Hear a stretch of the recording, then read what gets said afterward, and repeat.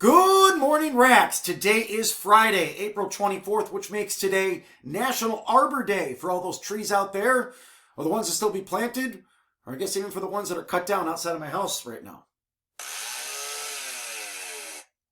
Anyways, the month of Ramadan is upon us, beginning today for our Muslims around the world and in our school, our teachers, our staff, our students. I want to say Ramadan Mubarak. Mr. Martina is dropping a special Ramadan version of Stories to Help You Fall Asleep here in this month, and that'll be dropping tonight. And today is our Career Friday, and on our Counselors Connect series, video game designers is our career highlighted.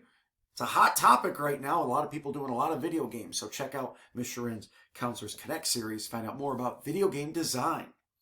No birthdays today. Heading into the weekend, though, we got happy birthday to Keith. Happy birthday, Keith Smith.